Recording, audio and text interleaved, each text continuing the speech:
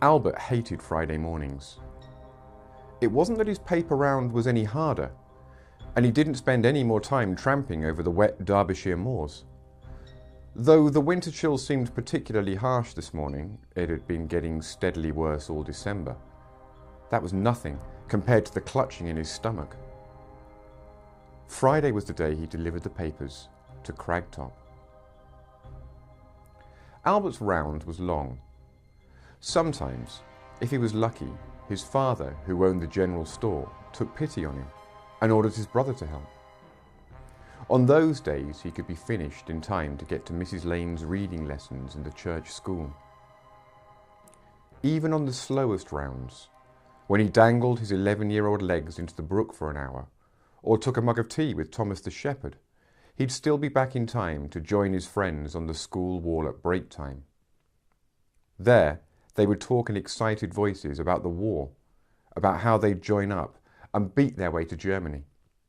"We'll teach the Kaiser," his friend Harry had said yesterday, then had gone on to tell the boys exactly how. Mrs. Lane eventually came out to see what all the laughing had been about, scolding them and telling them they sounded like monkeys. Albert hadn't been laughing, though. He'd already realised Friday was just around the corner, and his feet felt like lead weights.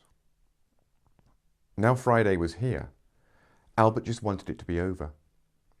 He took his bag, pulled his coat over a thick jumper, and crashed out into the winter morning. He sped through the first part of the round, pushing papers with careless determination through people's doors, his feet turning almost before the flap snapped shut. When the bag was finally empty, trying not to think too much, he raced back to the shop. It was only when he found himself staring at the irregular pile of papers for Cragtop House that his butterflies returned. Thankfully, Cragtop didn't take a daily paper, but the Friday delivery filled a whole bag. There were about 40 items, sometimes many more. The delivery was made up of such a variety of papers, magazines and more that Albert often found himself stopping to look as he packed them. Some were regulars. From Fleet Street came every issue of the Times. From Scotland came the Herald, Monday, Wednesday and Friday. From Manchester, the Manchester City News. Occasionally, the front pages of these newspapers, with stories of the situation in Europe, caught his attention, but he was too jittery to stay distracted for long. Along with the nationals, there were many local papers, with articles about lads joining up, gossip about members of the parish, and notices that surely had meaning to no one but the people who lived there. Albert had often wondered what it was that made these papers so interesting to the solitary owner of Cragtop. However, it was the odd assortment of magazines and pamphlets that unnerved him. Each week there'd be a handful, their subject matter hinting at mysterious things quite out of place with Albert's world. Archaeological journals detailed discoveries of ancient tombs. Badly printed newsletters from obscure societies, with articles that were even stranger. Some were so worn by their journeys they were falling apart. Most Albert could not open, as they were sealed in brown paper. But many of these had the name of the sender on their reverse. Even the name seemed scary. The Society of Light from the Silver Dagger, Journal of the Flowered Knife. They made him think about the folk tales he'd occasionally heard from the old men of the village. Once, in late November, a small white booklet had arrived that was not in an envelope. Instead, the pages were glued together, needing a paper knife to separate them. The booklet's title was fixed to the front cover, just below an address label, on controlling fiends and monsters. He'd shown it to his father, who had smirked and cuffed him on the back of the head. All that mattered as far as his father was concerned was that a man paid his bills and kept a civil tongue in his head.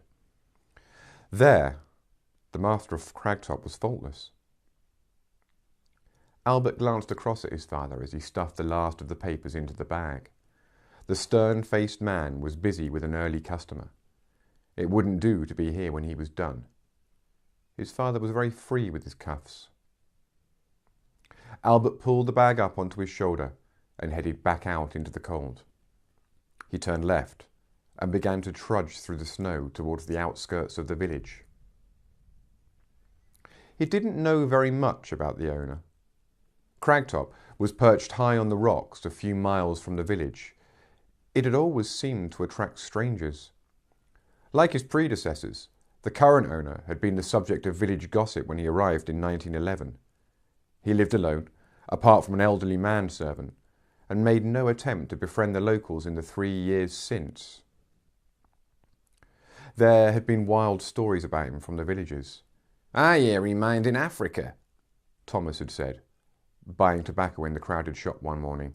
"Got rich, finding diamonds on land he stole from the Boers." "Oh, he's the mark of a slave trader, if you ask me," Old Clem had replied. Old Clem had once been to sea, and so considered himself an authority on most things beyond the village. "It's in the eyes. I saw 'em all over in the old days. Horrible buggers." Like anything fresh, though, eventually he'd become old news, and the villagers had found other things to talk about. On the rare occasions he was seen in the village, the people would nod politely, perhaps say that they saw him, but other than that, no one much cared. Albert thought differently. The owner of Cragtop was a wizard. Albert lingered by the entrance of Cragtop, summoning the courage to walk in through the rusty iron gates.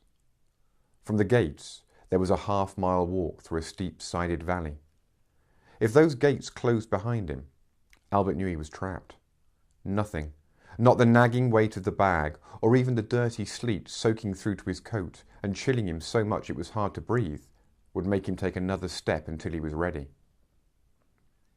From here, everything became a tried and tested plan that he'd used and constantly improved since he first delivered to Cragtop. The plan had a simple goal: to be in and out of the grounds in the shortest amount of time and draw as little attention whilst there as possible. That way, he would be as safe as he could be, though he didn't think that was very safe at all. He closed his eyes and muttered a few words of encouragement to himself. Then he started forward through the gateway. Tall trees grew tightly together, struggling for the light, before the sides of the valley climbed too high and cast the grounds beyond into shadow. Branches crept over the driveway, creating a gloomy tunnel that bent around to the west. Albert followed the bend, walking briskly and keeping tight to where the light was dimmest and he felt the least exposed. A single bird whistled a lonely tune in the otherwise silent wood. Animals seemed to shy away from this place. Albert had seen no signs of life here. In fact, the only thing he had once seen was the body of a cat just in from the gates. It had been stretched out with its paws up as if trying to ward off something, its eyes wide open in terror. He'd bent and looked, but he'd been unable to see any reason for the cat to be dead. Beyond, the drive opened up into a slim valley. Grass grew in thick clumps and occasional heathers sprouted up. At the far end, the valley began to rise beyond a second copse. Above the trees, Cragtop lurched into the grey morning. The angles of its tall rock-built chimneys and high-arched windows gave it the constant feel it was about to crash to the ground. The whole building just looked precarious. Dark stone carvings of lions and wolves clung to the walls, shadowing the doors and windows they surrounded. From one side of the house, a cold, moss-covered wall ran to the ruins of an outhouse, a grim shell with a caved-in roof that could hide all sorts of dangers. Albert had never gone near it. He crept out from the hood of trees into the valley and quickened his step, fixing his eyes firmly on the drive in the distance. He knew if he picked up his pace, he could get across, leave the papers, and be back out by the entrance in less than 5 minutes. Even in the brief time he'd been under the trees, the morning had darkened. The drops of sleet had become fatter and colder, turning to snow. He pulled the collar of his sopping coat tighter with his free arm and pushed on across the grass, his heart pounding. As he marched, he began to recite under his breath in a hollow, reedy voice. "Her eyes were as bright as they were the first night when we danced to an old-fashioned tune. In a dusty old schoolhouse on Saturday night, how we laughed as we waltzed round the room. The song always made him feel better.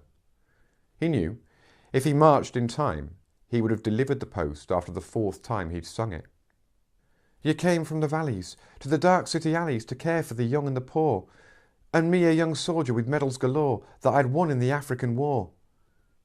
He sang the rest of it as he tramped over the grass. The wind rocked the trees audibly. It whistled against his ears, making his voice sound very small. When he reached the end of the song, he counted 8 steps in his head, then began again, clicking wet fingers to mark the time. He reached the far end of the drive by the end of his 3rd recitation and began to feel some relief. He was getting close to the house. He began again. Her eyes were as bright as they were the first night when we danced to an old-fashioned... Then he saw them.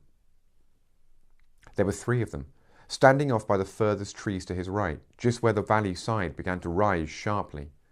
They stood motionless, watching. 2 were men in simple white shirts that were soaked to the skin, not that they seemed to have noticed. The 3rd was a woman, a step or 2 ahead of the others, one leg tensed as if ready to spring forward and rush him. The woman was the clearest to him. Weathered skin stretched painfully tight over a bony face that looked desperately hungry. Her eyes bore straight into him. Her mouth seemed to hang open, as if she was trying to suck in his scent and taste it on her tongue. Her face seemed somehow wrong, too pinched up and sharp to be entirely human. Albert remembered the title of that pamphlet, Controlling Fiends and Monsters, and a rush of adrenaline pumped into his body, making his legs and arms tingle. The woman took a step forward. One of the men behind reached and grabbed her arm, yanking her back. She snarled at him, but didn't try to free herself. After a moment, all 3 of them turned and walked into the darkness of the woods. The woman looked back just once, just before she disappeared. Albert gasped, suddenly rooted to the spot. He thought about dropping the papers where he stood and leaving, but if there was a complaint to his father, he'd be beaten so hard he wouldn't be able to sit on the wooden school seats for a week. That prospect forced him to be brave. He willed his legs onward up the drive, wiping away tears of fear. A person in the trees could get from where those 3 had been to the house almost without being seen at all.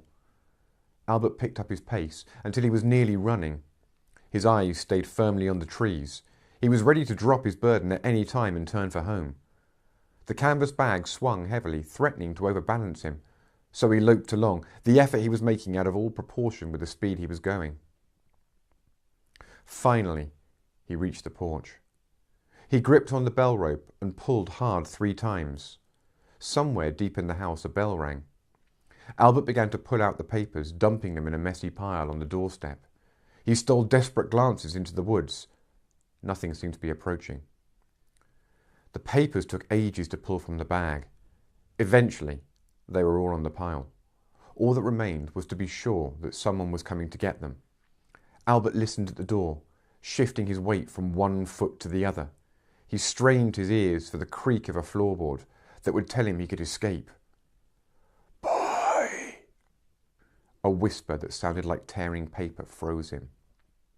He turned back towards the dingy woods. A short distance beyond the tree line, 3 figures crept towards him, black silhouettes against a grey background. "Boy!" the voice repeated, all silk and poison. "Boy, come to us!" Albert's legs were jelly. His feet below felt glued to the ground. He stared into the woods. The creatures began to edge nearer. A tiny voice in the back of his head was calling out to him, reminding him about something, but he couldn't, for the life of him, make it out. All he could focus on were the dark shadows growing closer to the edge of the trees. There was a sudden click. The entrance door to Cragtop unlatched. At the noise, the 3 figures in the wood shrank back and disappeared. Albert gasped aloud, his senses coming back to him. "Run!" That's what the little voice had been saying. "Run!" Albert grabbed his discarded bag from the porch entrance, and summoning all the strength his young legs could muster, he raced back down the drive. As he ran, crashes and cracks of wood being crushed underfoot followed him from within the trees. He shot a look into the darkness and caught a brief glimpse of 3 shapes racing along at the side of him. Then he burst into the valley, leaving the woods and house behind. He didn't dare look back again as he tore across the grass. When he reached the comparative safety of the gates, he stopped and glanced back. Everything was still again. He leaned forward, resting his weight on a tree trunk, and struggled to catch his breath. "Now what did you see to make you so scared?" A thin hand, with long, elegant fingers, clamped onto his shoulder and pulled him around. Albert stared up into the cold, merciless face of the master of Cragtop. Eyes with irises so dark they were almost black bore into him. He came nearer. Albert could feel hot breath on his face. "Answer me, boy." Then, Albert knew he was doomed. With a sob, he screwed his eyes shut, fear making him wet himself. It ran down his leg and onto the slush below, blossoming into a little yellow puddle. The man looked at the puddle and shoved Albert away from him. He fell into the road and bashed his head on the rough stone. Blood dripped into his eyes, stinging them and making it hard to see. He raised his arms to ward off blows, whimpering, but none came. "Your father will hear about this, boy. I imagine you'll be soundly beaten."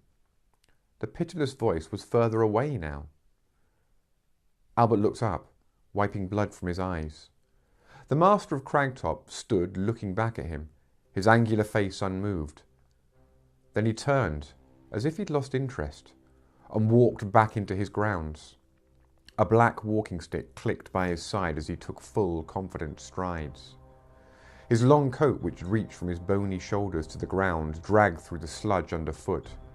He disappeared around the bend in the track without turning back again.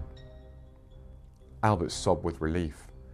A beating from his father, though painful, was suddenly preferable to any of the other fears he turned around in his mind. As the click of the cane quietened into the distance, he clambered to his feet and limped away towards the village.